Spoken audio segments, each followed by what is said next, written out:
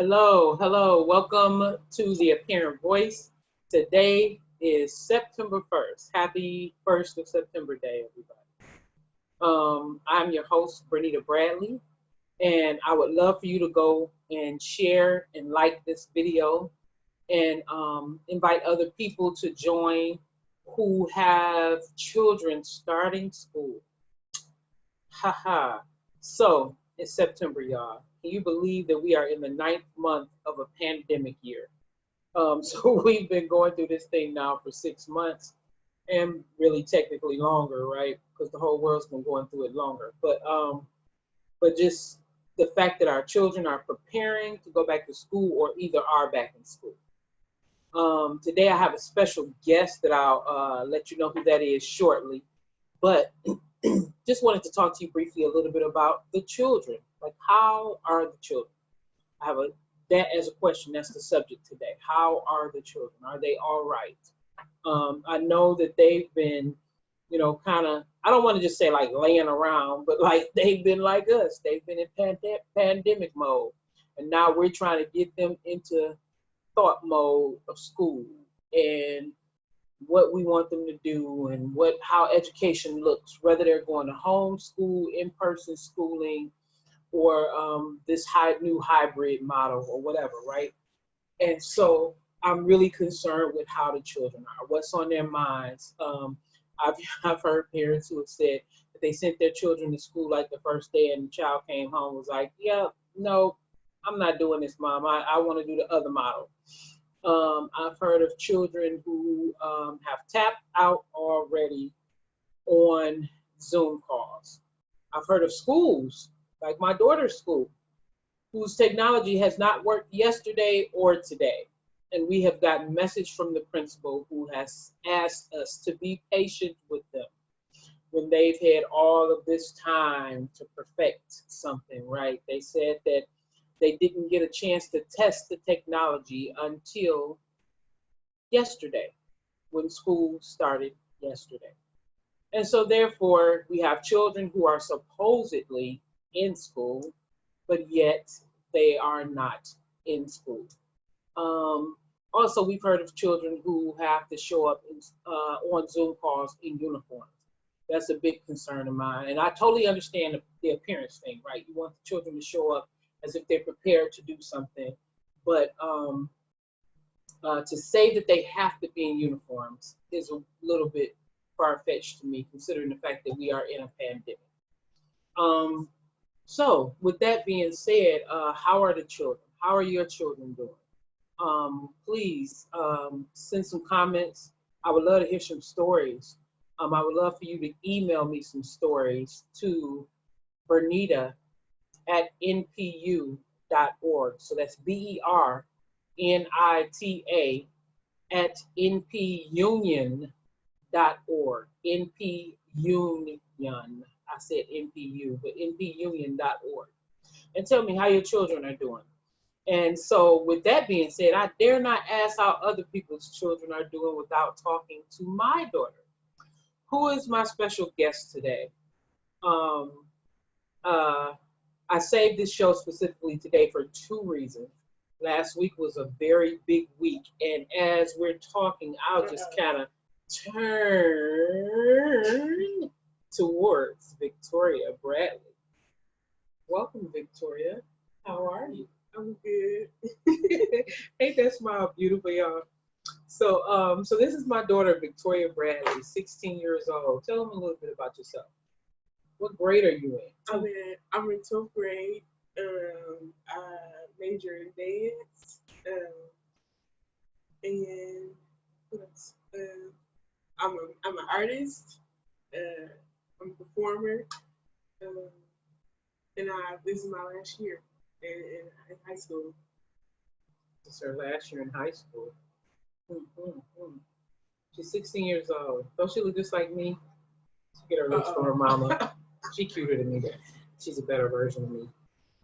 So anyway, yeah, so Victoria, I wanted you to come on today. I thank you, first of all, for coming on. Thank you. I know you sit around the house and you listen to me on these shows all the time. When I asked you, would you be my special guest? You were like, course. Like, what am I gonna talk about? Like, talk about you. You're going to school and all this kind of stuff. So, what is your choice for school this year? I'm choosing homeschooling and hopefully dual enrollment. You gotta look in the camera. Oh, hopefully dual enrollment. And homeschool. Mm-hmm. Yeah. Okay. So, tell me why you selected to choose homeschooling, because I know I wanted you to choose homeschooling, but I gave you the option because you're old, you're older, to select homeschooling. Tell me why you wanted to do homeschooling. I think I wanted to do homeschooling because it's more creative, and of course, because of the pandemic, I did not want to um, go, in school, of course, and virtual schooling with my school that I attended. Um, and I wasn't feeling it honestly, and I didn't want to just sit in front of a computer all day. And I've always wanted to homeschool, so this is the perfect time to homeschool and do what I've always wanted to do for my last year, just to get it over with. Right. Yeah. So she came to me around fifth grade and asked me to homeschool. And I'm gonna be totally honest. As a mom, I was working. I'm all over the place, and I'm like, I don't think I got this homeschool thing. Like, I can advocate for you as a mom. I can advocate for quality education and push back on educators, but I didn't think I could do the homeschool. Well, of course, through the pandemic, it made us like, wow, we could do this. And I think we talked about it maybe about a year or so ago. Like, once you go on the road for your art, like, you would be doing homeschooling anyway. So we were kind of planning some of this. We just expected to be on the road for it, right? Yeah. So tell us a little bit about how the online schooling was last semester. It was hard. It wasn't like they were assigning us with like so many assignments that it was just like unbearable. Like they would give us, I think one teacher gave us or gave her students, which were 11th graders, like oh, it was like 50 assignments for like 1 week or so. It was something like that, but it was like nothing that we would even complete in 2 weeks. Mm-hmm. And then they asked us to read 70 pages of a book in like a week, and they wanted us to write this prompt on it, and they wanted us to do it each week, but it was because they were behind. They were already behind in what they were doing, and it took us a whole semester to read one book. So for that same class, for right? for that same class, yeah. So I feel like it was just sorry, it was just like unnecessarily like hard, and they made it hard because they weren't, or because they were behind. So I feel like. So you keep saying they were behind. When did you actually start homeschooling? Because so you got out of school March 13th. When did they actually start sending y'all lessons? The first week of April. First week of April. I think, yeah, the first week of April. No, it was almost May. It was like the 13th. Like, no, I think it was like that month, or a month. Yeah, about 4 weeks later. Yeah, yeah. Okay. So it was a month from when we stopped school, because I remember it being like the 13th or something like that. But yeah, it was like the third week of like April, and it was just like. Because you guys said like a week and a half before April ended. Because it was and they spring were trying break. Yep. And they were trying to get y'all to do all this stuff before Easter break. Mm-hmm. And before then it was going to start all over again. Yeah, before the quarter ended, and then the quarter of the second semester, and then they started the new quarter, but it was just like, I don't know, it wasn't it. Like, I feel like mentally I wasn't there or like in school, and but were the teachers in school? So you're talking about mentally, were you there? Were the teachers actually online with you? No, the teachers wasn't. The teachers, I think I got one. Well, I've had conversation with my dance teacher, that was it. And I've, had emails like about, well, I could say two teachers because my biology teacher, but he was more talking about assignments and like when assignments was due. And it was a couple of teachers that I expected to be kind of like easy on us and like do the same thing that he did in class, which was because he was always on point. You know, he was always on time with his stuff. But I didn't expect for them not to contact us, or for them not to communicate with us, like as far as like asking us how we're doing, or just even like going easy with the assignments, knowing that we're in the pandemic and it's like the chaos, and they were at home just grading papers, and we were doing 30 to 70 pages when we have other classes also. So it's not like it was just that one class. We had office hours for like checking or if we had any questions, and it was just like it was an hour and hour each day. Was it once a week?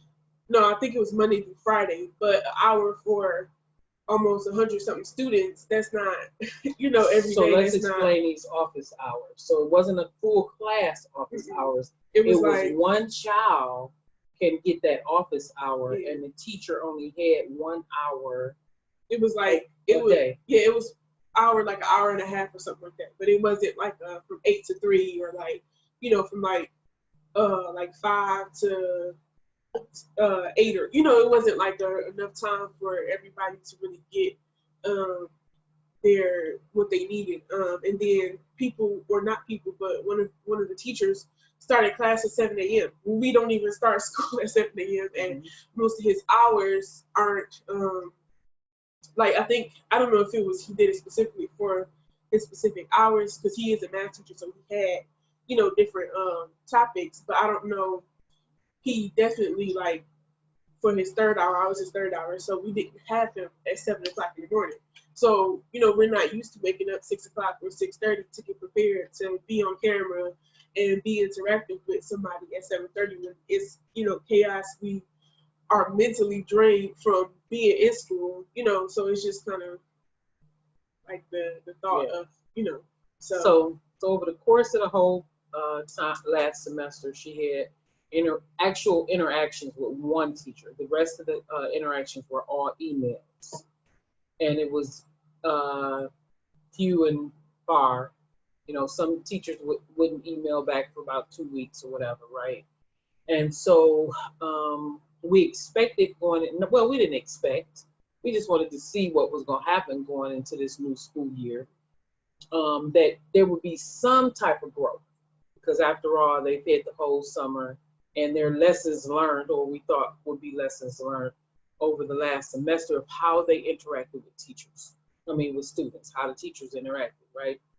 And yesterday, the technology failed. So nobody could get online for classes.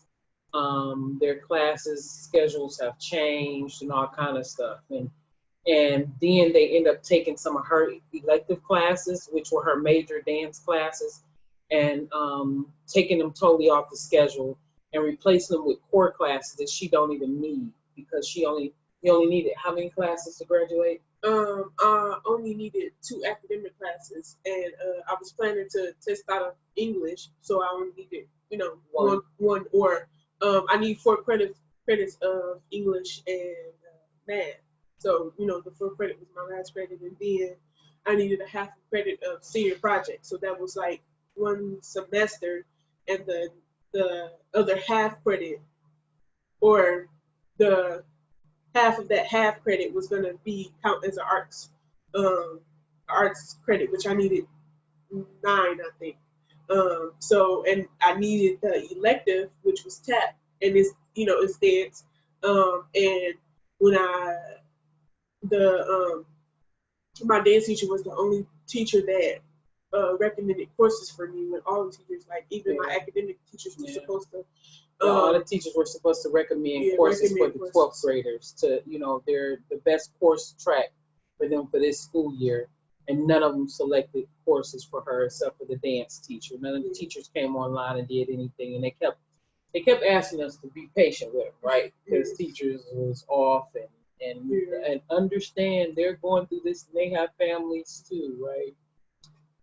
But they're getting paid for doing the work, and they're not doing the work, y'all. So that's enough about how everything went wrong. So that drawed you to want to do homeschooling, like really, really want to now do homeschooling, right? So what do you hope to gain from homeschooling? Um, definitely like a push for college because that's like one of my like goals is to go to college. So definitely like a push. When you Um, say a push, what do you mean a push? What's a like push? um preparation Okay. for college, like uh just the same way as they would do school in school, but Yeah, because your counselors weren't doing that. yeah, Yeah. yeah. And I would say kind of independence also, and uh What type of independence? What's independence? like you know teachers help you with things, and you know like you have teachers, but homeschooling you like have yourself, you know, and your mom or whoever is homeschooling you. So I would say like independence as far as like how you in college, like you have professors, but you still have to like go to classes on your own, you know, and do the homework. It's kind To of be self-driven, yeah, I would say yeah, self-driven, self-motivated. yeah, self-motivated without teachers, you know, being there like 24/7, 8 hours a day when you have you know different classes or you know different hours and different assignments and all that. And I want was it what I wanted to gain? I think yeah, Yeah. that was okay. The creative, like being more creative, In learning. yeah, and learning and like learning my two core classes that I need, you know, and getting that over with. So do you want to go over any refreshers, like of something that maybe you did that you saw, like I don't think I was really, really prepared in the area, so I might pursue this for homeschooling a little bit um, because you had autonomy to do that. You have right. flexibility to do it now. I would say I would say a little bit more of algebra because algebra, like I love math, but I liked pre-algebra, but I like more like ge- geometry, Geometry. geometry. But algebra is kind of hard for me, so I will say algebra. And trigonometry will hopefully I pray it'll be easy. It's the class that we were going to take is a college class. So I hope that I can express I can you know grow in that topic. I would say history, maybe history just a little bit, and language arts, or not language arts. That's English. Like foreign language. So she's really good in English, you guys. Really good. She's always been excellent in writing skills and things like that, which leads me to this next subject about Victoria Bradley. So you got some things coming up. Let's go back. Let's go back. Fourth grade, this child hosted a anti-bullying campaign where she raised money from Trader Joe's. Who else did you raise money from? Was it Audi? Audi, the fire department, and TCF Bank. Oh no, it was Fifth Third Bank, to host a nice little event for a lemonade stand for to combat bullying.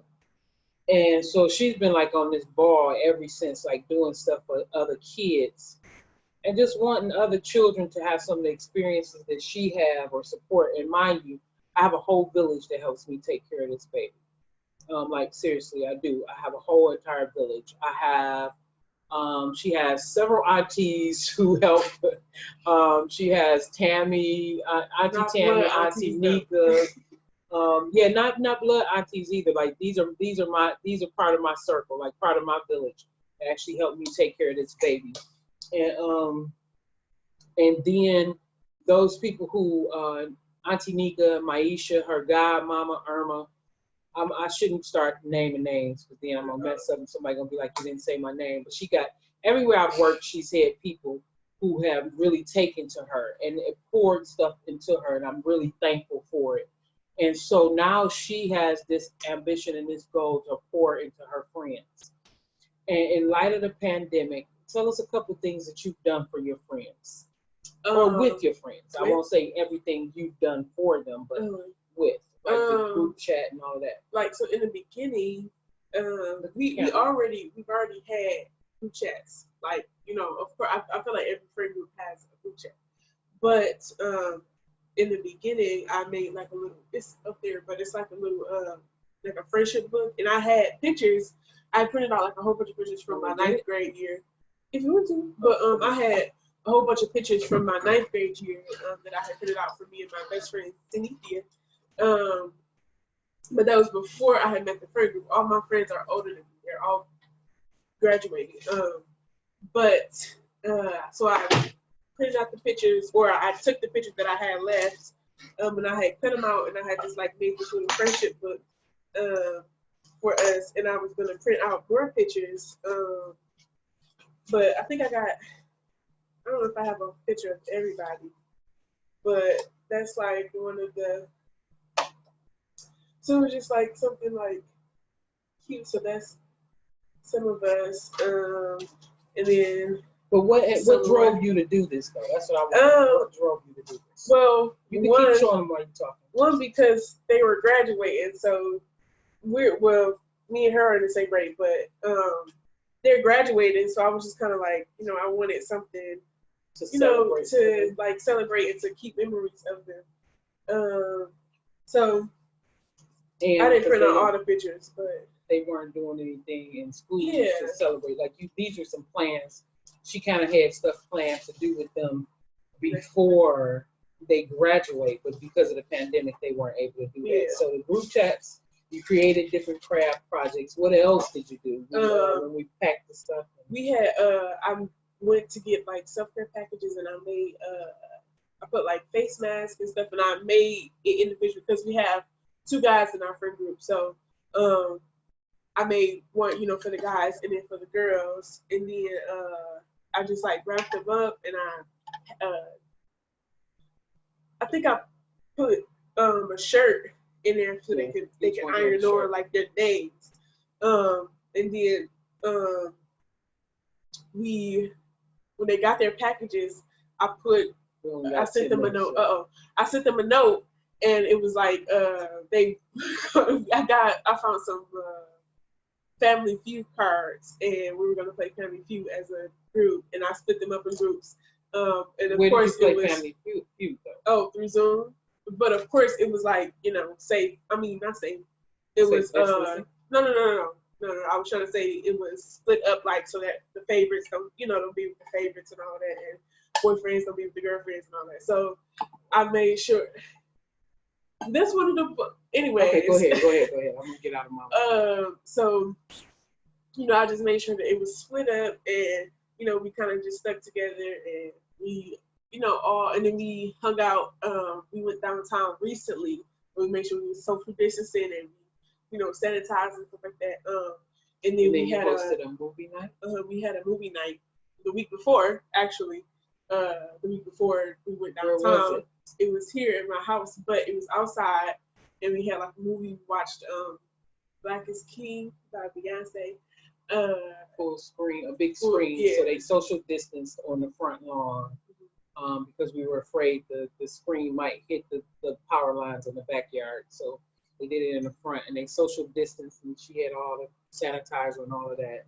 Yeah. So it was fun, and they all got their. Oh, I got masks for everybody. I only gave 2 of them masks. I don't know why, but I got masks for everybody. And it's like a group picture of us. And yeah.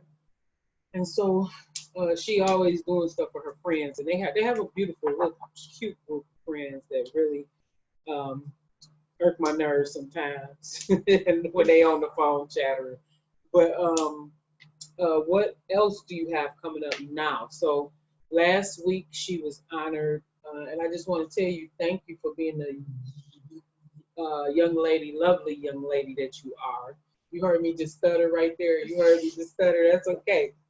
Y'all, a lot of people don't know I used to stutter really, really bad, and so every now and then it comes back, and it get caught back in there, but it's okay.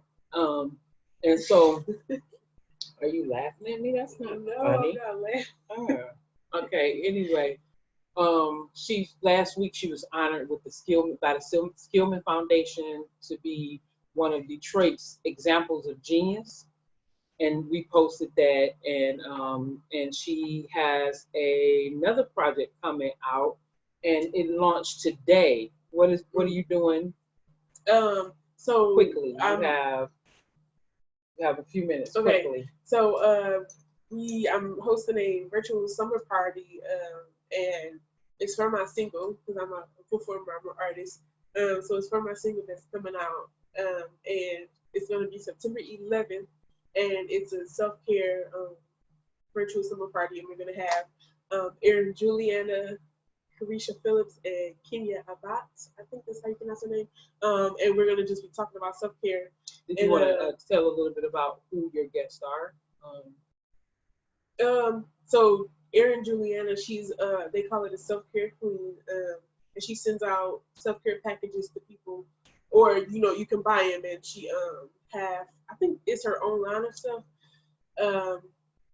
Carisha Phillips, she's a model. She has a self-care page. It's called Self-Care Thursdays, and I think she's I don't think, but she is an actor. I'm gonna say she's a model, and Kenya Abat, she's a like she have conversations. She's a motivational speaker. Yeah, she's a motivational speaker. So we are all having a conversation about self-care, and I made sure everybody had something, dealing with self-care. And so registration opened today, and the first 10 people to register will receive. The first how many people? 10 people to register. To register. What? Will receive a self-care package. In the mail? In the mail, yes. From who? From me. I just said that. Okay. From me. So who can come to this self-care? Anybody can come to the self-care virtual party, but just make sure you come with an open mind. I don't want people having biased opinions, or just it's gonna be an open conversation. It's on the Eventbrite, and you can go to my page, my Facebook page. What's your Facebook page? It is Denise, Enice Bane. Okay, and it's also in my Instagram, which is different _ so it's DIFF.RENT_. I know it's spelled wrong, but it's just for sure. Her name is spelled wrong. She spelled her middle name. Okay, that's another subject. She changed the name I gave her, y'all. But that's what artists do. Like the artist formerly known as Prince, the artist formerly known as Victoria. Anyway, okay, go ahead. So it's my single release party, so we're also going to be listening to the single. So yeah, I'm really excited about it, and I put a lot of time into this. Yeah, you should register. So, and I might open some more spots. It's only 25 tickets, and it's free. But I might open some more spots depending on, how. So if you know some young girls that need to have some woosah time and with some. Oh, well, I'm sorry, I didn't explain it. It's learning about self-care during the pandemic and learning your self-worth as a young woman. So yeah. Yes, that's it. Sorry. Don't be sorry for saying sorry. I keep telling you that. Sorry, there's nothing sorry about you. I can't stand when kids say stuff like sorry or I'm so dead. I'd be like, no, you are so alive.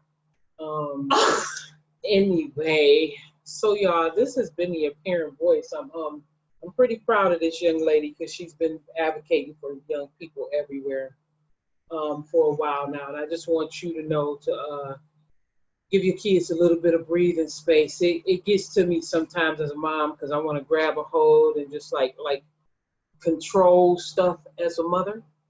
And what I'm realizing is when I control, I constrict her growth and her creativity. So I'm learning to let go of stuff. And this self-care event, she came up with her new album. She came up with all the lyrics and everything. And I didn't even want to hear it until the day she recorded it. And I heard it for the first time. So with that, she will be homeschooling, y'all.